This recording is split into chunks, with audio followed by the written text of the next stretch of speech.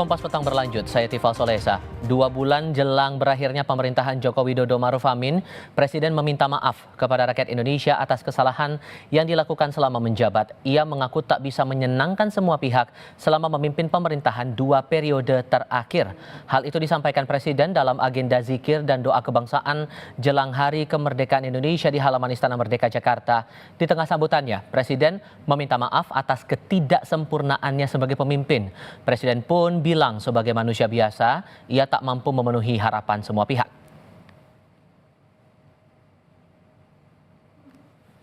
Beserta Ibu Negara Iriana Joko Widodo dengan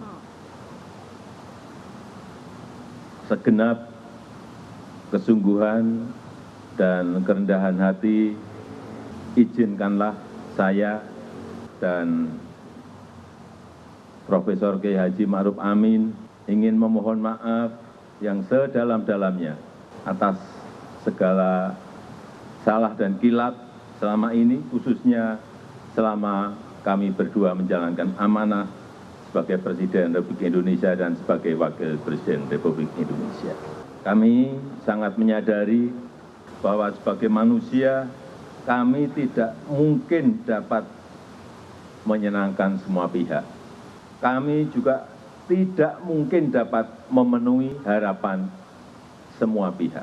Saya tidak sempurna, saya manusia biasa, kesempurnaan itu hanya milik Allah Subhanahu wa Ta'ala.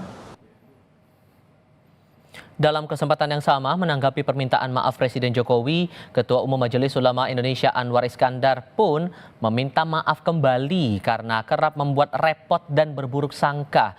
Ia menilai tugas dan amanat para pemimpin negara itu tidak mudah.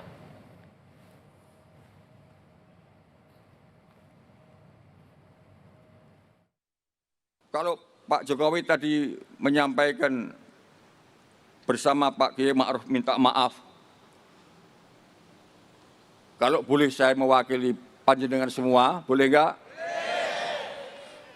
Kita maafkan, Pak. Bahkan mungkin kita ini juga lebih dari minta maaf kepada Bapak-Bapak sekalian. Karena telah bikin repot segala macam. Kadang-kadang itu suudon saja. Kena ya enggak, ketemu ya enggak, maidu tok, Masya Allah. Ini gimana ini? Di lain pihak, menanggapi permintaan maaf Presiden Joko Widodo jelang akhir masa jabatannya, juru bicara PDI Perjuangan Chiko Hakim menilai sudah terlambat. Kata Chiko, permintaan maaf terlambat karena menurutnya banyak kerusakan yang terjadi pada masa pemerintahan Presiden Jokowi. Salah satu yang disebut Chiko yakni pembegalan konstitusi untuk meloloskan anak Jokowi maju Pilpres.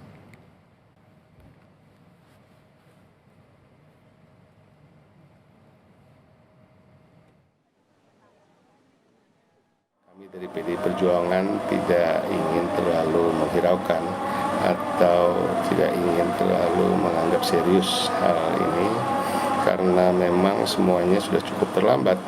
Kita tahu dalam beberapa tahun terakhir ada penyalahgunaan dalam kekuasaan sehingga terjadi pembegalan dalam konstitusi kita untuk meloloskan putra sulungnya, dan kemudian baru-baru ini juga di Mahkamah Agung dilakukan lagi untuk meloloskan putra bungsu yang bersangkutan.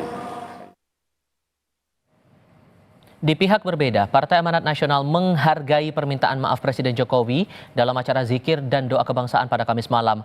PAN menilai sikap Jokowi yang mengakui adanya kekurangan selama 10 tahun menjabat sebagai presiden sebagai wujud seorang negarawan.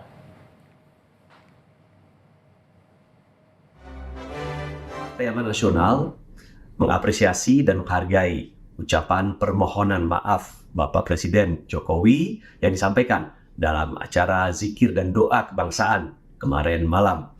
Beliau mengakui bahwa sebagai seorang kepala negara tetapi juga sebagai seorang manusia biasa tentu bisa berbuat kesalahan. Ini adalah sebuah bentuk kenegarawanan beliau yang mengakui adanya kekeliruan, kekurangan, ataupun kesalahan dalam 10 tahun pemerintahannya. Tentu kami sebagai warga negara, sebagai partai politik, sebagai anggota masyarakat Indonesia menghargai apa yang disampaikan oleh Bapak Presiden. Dan kami ucapkan juga dalam kesempatan ini terima kasih atas pengabdian beliau selama 10 tahun menjadi kepala negara di Republik Indonesia.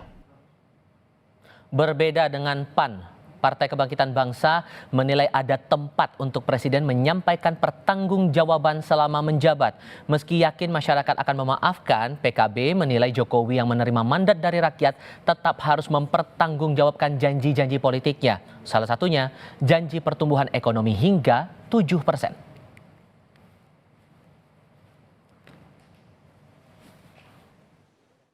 Tapi selaku Presiden, itu ada laporan dan pertanggungjawaban kepada masyarakat Indonesia terkait dengan janji-janjinya, terkait dengan kepercayaan yang sudah diembannya, terkait dengan mandat sudah sampai di mana. Termasuk janji menegakkan demokrasi juga masih tanda kutip ada yang masih belum merasakan kepuasan itu. Termasuk juga janji untuk pindah ibu kota juga sampai hari ini juga belum. Pertumbuhan ekonomi dan pengangguran masih cukup lebar, banyak juga yang kena PHK. Nah, itu janji pertumbuhan 7% tidak tercapai.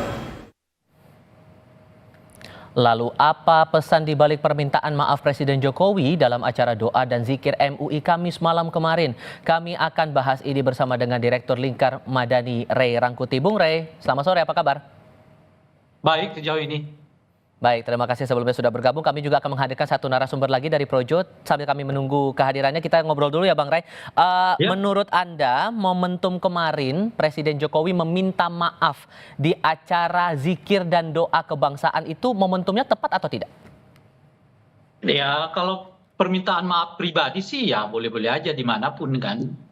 Tapi kalau permintaan maaf sebagai pemimpin negara ya mekanismenya beda. Itu nanti melalui sidang umum MPR kan, setidaknya tanggal 16 Agustus atau mungkin tanggal 18 Agustus 2024 gitu. Itu satu. Nah yang kedua kalau beda yang lain itu kalau permintaan personal, maaf personal itu tanpa harus menyebutkan kira-kira apa sih yang membuat faktor apa namanya ya yang dianggap sebagai kekeliruan itu ya kealpaan itu gitu itu nggak perlu disebutkan. Tetapi kalau dalam konteks kebangsaan ya harus disebutkan. Sebab kalau nggak disebutkan bagaimana kita melakukan koreksinya, bagaimana kita memperbaikinya, bagaimana kita mengatakan bahwa yang seperti ini di masa yang akan datang nggak boleh terjadi gitu. Tapi kalau kemudian saya kutip pernyataan dari PAN tadi, Mas Edi sempat bilang bahwa itu sebagai sikap negarawan karena merefleksikan 10 tahun masa jabatannya sebagai presiden. Kalau begitu Anda menangkap kesannya minta maaf kemarin itu apa? Kalau negarawan itu yang saya sebutkan tadi kan, tolong disebutkan kira-kira apa sih yang keliru yang dilakukan oleh Pak Jokowi selama 10 tahun terakhir gitu. Supaya kita perbaiki. Gitu. Nah kan beliau nggak menyebutkan apa aja. Makanya saya juga terkejut, loh kok Pak Jokowi minta maaf? Minta maaf dari apa? Kan kalau selama ini para pendukungnya selalu menganggap dia selalu benar kan. Selalu di jalan yang benar lah, itu nggak ada salahnya gitu. Lah kok tiba-tiba beliau minta maaf? Nah, cuma kalau permintaan maaf personal itu tadi, kita nggak perlu tahu kira-kira apa sih menurut Pak Jokowi yang dianggap sebagai kekeliruannya gitu. Tapi kalau konteksnya kebangsaan, konteksnya negara, konteksnya pemerintah, ya harus diberitahu. Saya gagal di sini, saya nggak memenuhi ini, dan seterusnya itu. Sehingga dengan begitu, semua pengakuan-pengakuan yang dianggap kegagalan pemerintahan yang sekarang, itu dijadikan sebagai bahan evaluasi dan landasan untuk melakukan perbaikan gitu. Nah oleh karena itu sebetulnya permintaan maaf Pak Jokowi itu masih kurang tuh. Masih ada hutangnya. Hutangnya itu apa? Ya sebutkan. Kira-kira apa saja. Nanti kalau saya sebutkan kan Pak Jokowi nggak merasa itu kesalahan kan. Pak Jokowi nanti merasa itu bukan kealpaan kan. Misalnya soal revisi undang-undang KPK misalnya kan. Soal makin maraknya nepotisme misalnya gitu ya. Soal pemberian izin tambang kepada ormas-ormas misalnya gitu. Nah itu semua kalau kita sebut kesalahan dan bukan kesalahan bagi Pak Jokowi bagaimana? Oke. Repot gitu. Kalau Makanya kemudian menurut saya saya sangkut pautkan harus dengan segi ditindaklanjuti. komunikasi politiknya, tapi kan saya pikirnya tidak ada asap kalau tidak ada api, tidak ada sebab kalau ada akibatnya begitu, maupun Nah, sebaliknya. Kalau oke. Anda melihat dari komunikasi politiknya ini maksudnya mau mengarahkan kemana? Iya, ini kan saya melihatnya dari dua hal. Pertama adalah masa terakhir kepemimpinan Pak Jokowi ini banyak mengalami kegagalan, ya. Bukan hanya ditolak rakyat Indonesia, bahkan ditolak oleh partai-partai pendukungnya sendiri. Misalnya soal UKT. UKT itu kan ditolak oleh Pak Prabowo, gitu ya. Pak Prabowo adalah pendukung Pak Jokowi. Masalah Tapera, meskipun nggak ditolak oleh partai-partai pendukungnya, tapi tidak ada satu partai kelihatan yang muncul ke depan mendukung usulan Taperanya Pak Jokowi, gitu ya. Lalu soal anaknya maju di DKI Jakarta, ya kan, tidak ada partai yang berani mengusungnya, gitu kan. Dan terakhir tentu saja soal IKN. Jadi kalau kita runtut sebetulnya banyak lagi soal beberapa aturan yang kemudian mentok, termasuk di dalamnya adalah soal makan siang gratis Makan bergizi gratis? yang 460 sekian triliun cuma dapatnya 77 triliun kan gitu. Jadi banyak program-program Pak Jokowi itu yang kelihatan gagal di ujung masa kekuasaannya. Itu yang pertama.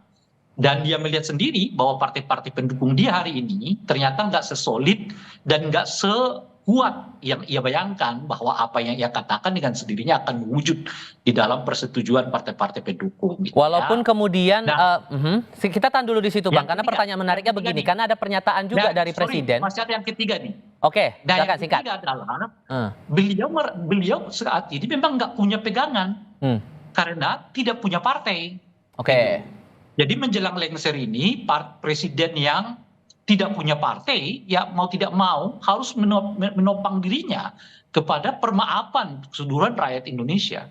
Dalam konteks itulah ya Pak Jokowi mungkin menyampaikan permaafan itu gitu. Oke, kalau kita merinci lagi, salah satu kalimat yang menarik disebutkan di situ, mohon maaf karena belum bisa penuhi semua harapan rakyat. Kalau yang Anda cermati, harapan yang paling jauh terwujudnya apa? Tapi nanti jawabnya ya, kita akan lanjutkan lagi diskusinya di sesi berikutnya. Usai jeda berikut ini. Kami sampaikan kembali informasi yang menjadi dasar diskusi kami kali ini, Saudara. 2 bulan jelang usahanya pemerintahan Joko Widodo Ma'ruf Amin, Presiden meminta maaf kepada rakyat Indonesia atas kesalahan yang dilakukan selama menjabat. Ia mengaku tak bisa menyenangkan semua pihak selama memimpin pemerintahan 2 periode terakhir. Dengan segenap kesungguhan dan kerendahan hati, izinkanlah saya dan Profesor Kiai Haji Ma'ruf Amin ingin memohon maaf yang sedalam-dalamnya atas segala salah dan kilap selama ini, khususnya selama kami berdua menjalankan amanah sebagai Presiden Republik Indonesia dan sebagai Wakil Presiden Republik Indonesia. Kami sangat menyadari bahwa sebagai manusia kami tidak mungkin dapat menyenangkan semua pihak. Kami juga tidak mungkin dapat memenuhi harapan semua pihak. Saya tidak sempurna, saya manusia biasa. Kesempurnaan itu hanya milik Allah Subhanahu wa Ta'ala. Bung Ray Rangkuti masih bersama kami dan sudah bergabung juga saat ini Bung Panel Barus selaku Bendahara Umum Projo. Bung Panel, selamat sore. Selamat sore, Assalamualaikum warahmatullahi wabarakatuh. Waalaikumsalam warahmatullahi wabarakatuh. Terima kasih sebelumnya sudah bergabung. Bung Panel, tadi dinilai Bung Ray juga permintaan maafnya tidak dirinci oleh Presiden Jokowi. Emang kesalahan atau kekurangannya apa? Ditambah lagi PKB tadi setelah sholat Jumat saya bertemu di DPR, Bang Jazilul Fawait bilang ada tempatnya untuk menyampaikan pertanggungjawaban sebagai seorang presiden. Jadi menurut Anda ini permintaan maaf ini momentumnya tepat tidak kemarin itu saat zikir dan doa bersama itu? Ya saya pikir dalam suasana berdoa, berzikir, dalam memperingati bulan Agustus, bulan kemerdekaan, saya pikir momentum itu tidak salah ya, tidak masalah di depan banyak ulama segala macam. Dan saya pikir ini hal yang biasa ya, orang Pak Jokowi dia akan mengakhiri masa jabatannya ya di bulan Oktober. Di momentum yang baik tadi malam dia menyampaikan permohonan maaf ke seluruh rakyat karena memang seperti yang beliau sampaikan, tidak ada yang sempurna manusia itu. Sempurnaan hanya milik Tuhan. Gitu. Tentu dalam memimpin di periode kedua ini juga mungkin ada kekurangan, tidak bisa memuaskan berbagai pihak. Karena juga di periode kedua banyak sekali tantangan yang dihadapi oleh pemerintahan Jokowi Maruf Amin. Di awal periode 2019 negara kita dan seluruh negara di dunia juga menghadapi satu krisis yang disebabkan oleh COVID-19. Tentu banyak kebijakan-kebijakan, banyak pilihan-pilihan keputusan yang harus diambil, dan terkadang pilihan-pilihan keputusan itu belum tentu sepaham gitu ya, atau disetujui oleh semua pihak. Tidak mungkin satu kebijakan disepakati oleh semua pihak. Saya pikir begitu. Oke, tapi kalau di sisi lain juga kita lihat ada puncak kekecewaan publik di momen-momen kita menghadapi Pilpres, masalah putusan MK nomor 90, banyak guru besar yang juga menyatakan kekecewaan dan disebut-sebut ada cawe-cawe Jokowi dalam Pilpres itu. Mengapa Presiden tidak mengambil momentum di saat itu menurut Anda? Ya, itu kan bilang banyak kekecewaan di masa Pilpres itu kan framing kalian, framing teman-teman saja gitu loh. Bukan framing Pak, karena guru besar pun juga sudah bersuara di situ Bang. Gimana tuh ngeresponnya? Faktanya di pemilu itu sudah selesai, ya. Rakyat telah memberikan amanatnya kepada pemerintahan terpilih Prabowo Gibran, dan itu fakta yang tidak bisa dihindari gitu loh. Itu fakta gitu loh. Jadi kalau dibilang kekecewaan rakyat di situ, faktanya rakyat ikut kok. Rakyat tidak kecewa, rakyat memilih gitu loh. Malah rakyat memberikan amanat terhadap pemerintahan terpilih Prabowo Gibran gitu loh. Kalau sebagian orang bilang itu peristiwa pemilu kemarin tidak fair, tidak ini, tidak itu, saya pikir itu dari perspektif tidak setuju saja, gitu loh. Tapi faktanya mayoritas 58% rakyat setuju kok. Kalau nggak setuju kan tinggal nggak dipilih kemarin, gitu loh. Baik, oke, Bung Rey merespon dari jawabannya Bang Panel tadi, gimana ngeresponnya? Ditambah lagi dengan pertanyaan saya sebelumnya, hal apa yang harapannya kayaknya jauh dari harapan untuk bisa dieksekusi oleh pemerintahan Jokowi sekarang? Nah itu yang saya sebutkan tadi, kalau permintaan maaf personal sih nggak usah sebutin apa aja yang perlu dikoreksi gitu. Tapi kalau permintaan maaf dalam konteks kenegaraan itu harus disebutkan oleh Presiden Jokowi, bukan oleh kita. Sebab kalau kita nanti dibantah lagi sama Bung Barus kan, dia bilang kan itu kan kau sendiri tuh yang mengatakan begitu, yang lain kagak. Kita menyebut ini pemilu terburuk sepanjang era reformasi, Barus nggak setuju. Kita menyebut revisi undang-undang KPK itu membuat KPK seperti yang sekarang, dia nggak akan setuju. Kita menyebut dinasti politik yang dilakukan oleh Pak Jokowi itu berbahaya bagi demokrasi, pasti Barus juga nggak setuju. Nah, jadi hanya Pak Jokowi ini sekarang, dan tentu saja mungkin panel Barus yang tahu mana sih sisi kelemahan yang dianggap kelemahan oleh Pak Jokowi sehingga beliau merasa meminta maaf kepada rakyat Indonesia. Tolong sebutkan, kalau enggak ya ini permintaan basa-basi. Ya, permintaan maaf basa-basi. Kalau nggak mau menyebutkan apa saja yang menjadi sesuatu yang menurut Pak Jokowi nggak bisa dilaksanakan, nggak bisa ditunaikan, nggak bisa memuaskan semua pihak, semua kelompok macam-macam dan sebagainya itu. Mana? Supaya ada perbaikan, supaya kita tahu ini perbaikannya begini. Apalagi kan presiden yang sekarang, presiden yang terpilih adalah presiden yang melanjutkan. Loh, bagaimana yang melanjutkan sesuatu kalau ia sendiri nggak tahu di mana kelemahan-kelemahan dari presiden yang sebelumnya? Oke, tahan dulu Bung Rey. Boleh responnya, Bang Panel? Iya, masalah Bung Rey mengatakan saya tidak setuju. Bung Rey punya persepsi bahwa ini dinasti, bahwa persepsi ini pemilu terburuk, terserah. Itu kan Bung Rey punya ukuran-ukuran sendiri. Cuman faktanya pemilu kemarin keikutsertaan rakyat dalam gegap gempita pemilu itu cukup tinggi. Ada 151 juta pemilih. Berapa 70 sampai sekian persen orang ikut terlibat dalam pemilu. Jadi kalau dari sisi partisipasi luar biasa. Gitu ya. Kalau dibilang Bung Rey ini dinasti, ya itu persepsinya Bung Rey. Tapi ternyata rakyat mayoritas nggak setuju juga sama persepsinya Bung Rey. Saya tidak melarang ketidaksetujuan itu, tapi itu fakta gitu loh. Bung Rey ini kan cuma cuap-cuap aja gitu ya bilang dinasti. Nah faktanya rakyat tidak setuju dengan narasi yang dibangun oleh Ray Rangkuti gitu loh. Ya. Oke, respon terakhir Bung Rey, singkat saja. Mayoritas rakyat. Ya itu yang saya sebutkan tadi. Kalau kita sebutkan nanti ini loh yang jadi kealpaan Pak Jokowi, kesalahan Pak Jokowi, pasti dibantah oleh Bung Barus dan mungkin juga dibantah oleh Pak Jokowi. Oleh karena itu, silakan Pak Jokowi mengungkapkannya kepada masyarakat apa saja yang dianggap selama ini tindakan yang menurut beliau menjadi kealpaan, menjadi kelalaian yang mengakibatkan mungkin melukai sebagian perasaan masyarakat Indonesia. Sebab kalau kita tunjukkan panel Barus bantah, ini loh dia bantah, ini loh dia bantah, ini loh dia. Kalau semuanya dibantah, lalu buat apa presiden minta maaf? Oke. Kan artinya presiden benar semuanya. Gitu. Makanya saya mengatakan ini permintaan basa-basi kalau Presiden Jokowi tidak bisa mengungkapkan mana saja sektor yang perlu dibenahi yang oleh Pak Jokowi tidak dilakukan atau alpa dilakukan atau tidak sesuai dengan harapan itu tadi. Gitu. Oke, terakhir Bung Panel. Ya tadi udah saya sampaikan juga. Ini kan momentum di akhir masa jabatan, ya. Bulan Agustus, bulan kemerdekaan. Tadi malam momentumnya zikir di hadapan para alim ulama. Saya pikir itu momentum yang bagus untuk beliau mungkin menyampaikan permintaan maaf sebagai pemimpin Indonesia yang akan akhiri tugasnya. Dan dia juga manusia biasa. Tadi saya bilang, di periode kedua ini banyak tantangan-tantangan. Dan dalam menghadapi tantangan-tantangan itu, contohnya di COVID lah. Berapa tahun banyak kebijakan-kebijakan yang belum tentu semua orang setuju. Belum tentu semua orang. Masih ada perbedaan pandangan di sini. Oke, kita hargai pendapat Anda berdua. Mas Panel Barus, terima kasih. Bang Rey Rangkuti juga terima kasih sudah hadir dalam diskusi kami. Selamat sore semuanya. Sampai ketemu lagi.